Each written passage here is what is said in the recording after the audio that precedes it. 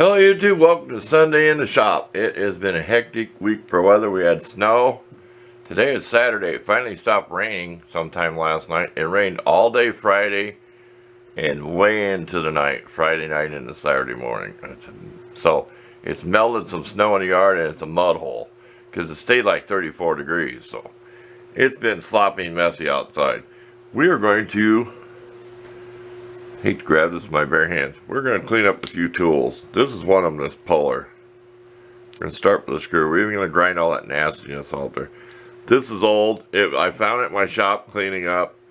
It had been on the shelf for years. And I used it to take the steering wheel off my tractor. So we're going to clean it up so it's more nicer tool to use. We're probably going to eliminate those lock washers because we don't need them. And we're probably going to chop those bolts off. They are a grade 5 bolt. There's 3 marks, had 2. I know one of them don't have any markings, but it's been replaced. But okay, let's get on with that project. We're going to use various wire brushes on the drill. We can't find our scrubby things. Scrubby wheels, which we might not need them. We do have another tool we might want to wait on and buy another one. I have 2 of them somewhere, but I just cannot find them after cleaning the shop. So let's get on with it. Let's talk more work. We'll try to get a couple of projects in here today since I am bored and nothing to do. It's nasty weather, so I'm enjoying being out in the shop with a wood stove. Okay, we had to do a repair. We got out our thread file, 18 teeth per inch. We did measure with this. Now this does not have to be exact. There's different numbers on here that can be used on different thread size. Don't you love when that train goes through when I'm filming? It seems to go on better one way than the other way. We did put some oil out, my favorite oil, as we were filing. And then we put some spray on it to kind of wash it off. We're going to mark the top, what we're going to call the top, because one way it screws on better. But this is caused by shoving a bar through your puller to brace against something and it mashes the threads. That's what causes it. You got your puller on something, you shove a bar down in between the puller and the bolt. So operator error what causes that, but you got to do what you got to do when you're taking something apart. There you go, back to work. Okay, I think we're done cleaning. This goes in one way better, and it does say screw here with an arrow. And that's the way it went in better. So had trouble getting it apart. I had to work on the threads so I could take it off there, and then I didn't want to gall it up and strip it, but it's better now. Did the bolts. We're going to try to cut them off. They're grade 5. I'm sure they'll hacksaw. These came out pretty good. You got a wide end. That's the difference in the jaws. Wide end and a narrow end. Reversible. Just in case you was wondering. We'll take a picture of this. This is older than I thought it is. Indestro, not Industro, but I-N-D-E-S-T-R-O Super 283 made in USA. I'll try to get a good picture of that. I feel better cleaning up old USA made tools and having them. I've had this puller for 20 plus years. I know I've had it a long time. It probably came out of the junk when I found it. It came out of the garbage. One of these bolts doesn't want to go on very good. One of the nuts. We're going to work on that with our thread thing. And then we'll be back with it completed. We'll see if we can hacksaw the excess bolt off. And we do not want lock washers on it. We're going to look and see if maybe we have some flat washers. It's not that big of a deal. It's just a puller. So stay tuned. When we come back, this will all be assembled. We'll have to think of something else to add to the video besides just doing a puller in one video. So stay tuned for more. Okay, we're done with this. I'm pleased how nice it cleaned up. This can probably go down about 3 inches, but the problem is when you get like that, see your jaws at an angle, you're not grabbing much of a pulley.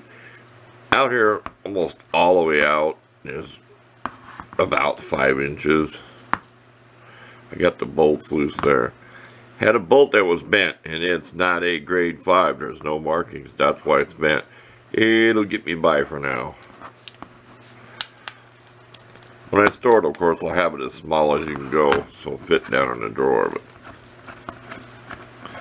that works good. I'll put a little oil on the threads, not grease. Grease gathers dirt, just my opinion. And I redid this, where it was chipped. You're going to hit it with a hammer. Everybody's going to do it. And that is a 3/4 size there, but just with the Dremel, you can go around like this, and then maybe a little bit this way. It's hard to, maybe a little bit that way. Get it out of the way so we can show the people. Maybe a little bit this way. Kind of face that off a little better. It's just a working tool. It's not for show. It's not being restored. There you go. Like that, Industro. We know that's old. That's an old name. I've got a little hammer that's old. I tried getting a good picture of that. So, okay, we'll take a break here and we'll think of something else to leave you with today. This took quite a while. I've got a few hours into this. Of the brushing and cleaning. There was some burrs on these. I took them off with a file. See when they're mashed. I had to do all that. So I want all this smooth. I don't want to grab something that's got a sharp edge or something's been mangled. You see that? I took the burrs off with a file. Kind of that way and this way. So it's smooth in the hand. There you go. And hope you're not too bored. Stay tuned. We'll think of something else before we go. It's about 43 degrees outside. And it's been sprinkling again. Nasty. Everything's a mud hole. I don't even want to walk out there. I got enough wood to get through today, so I don't have to go outside. I'm glad I got my tarp coming off my shed. It did get kind of ripped a little bit. It had a lot of snow on it. But we got it repaired. Enough to get by this winter. Okay, back inside. We got to find one more project to do before we leave. And we're going to throw a couple more pieces of wood in the stove. We still have not got our gasket replaced. We were going to try to put some screws in it because the glue never holds. We don't want too big of a fire. Once this gets going like this, we'll shut the stove completely down because it is like 64 degrees. Nice working temperature, nice outside, so we don't want it hot in here. We have a t-shirt and a sweatshirt on over it. And you can get awful warm. We don't want to go down and have to go down to a t-shirt. Plus you're wasting wood on a nice day. So we're doing pretty good on our wood pile. I'm not saying we're halfway done, but we burned it all through October. And this far into November. So we burned about a load of wood a month. Relaxing by the fire. I could make a clip of this just for probably 15 minutes watching a fire. I'd get bored though. I've been around it now. Some people would probably really enjoy it, but I'll snap a photo here. So stay tuned. We'll find something else. Okay, we're going to leave a safety tip. We're kind of tired. We don't want to do anything else. Okay, here's the mini torch. If you haven't seen it, I have a video on it.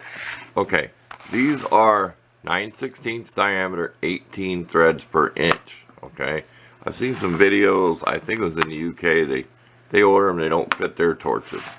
Okay, these are called flame arrestors, spark arrestors, one-way check valves. Okay, we had a problem.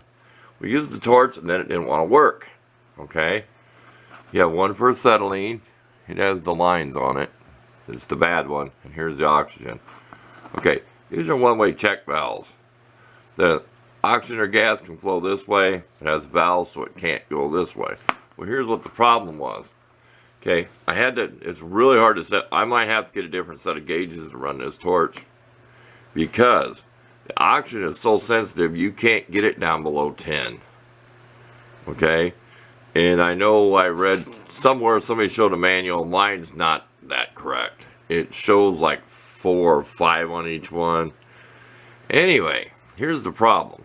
I'd get the gas lit, right, and I'd get it going out not too far, because you don't want it shooting out real far a whole lot of soot. It's a small torch, and this will get hot if you try to make the flame too big. It will actually get hot even back in here on your hand. It gets really hot right here. I do not want to destroy the valves. Another safety tip. If that thing's getting hot, you got to do something about it. Okay, here's what happened. I'd get the gas going, and I'd try to turn the oxygen on, okay, a little bit, and it would come on, and then poof, it'd blow the flame out. Well, I sat there and watched my gauges, and that's how I noticed it, okay? When I turned my oxygen on, I watched my acetylene needle go up. Now, I probably would have never noticed that with a brazing tip on a regular cutting torch because I'd have a lot more pressure.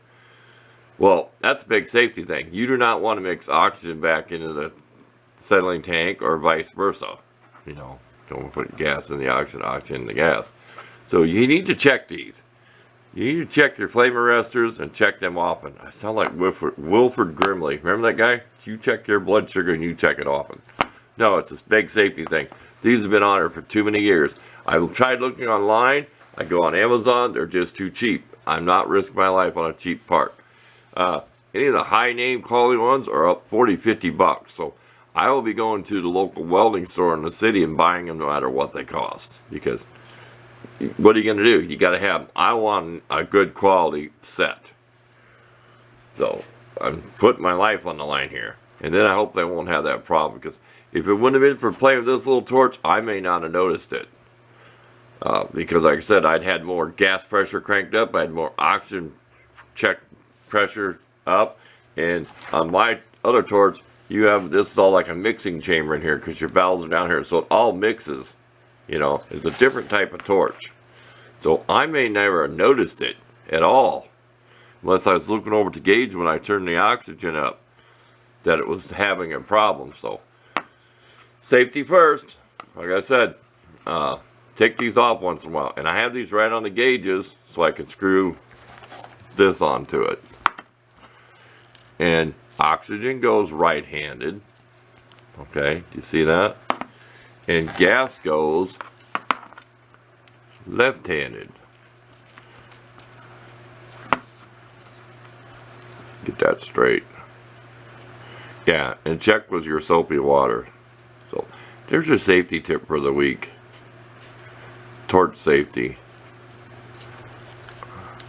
I'm trying to get this to screw on there. There we go.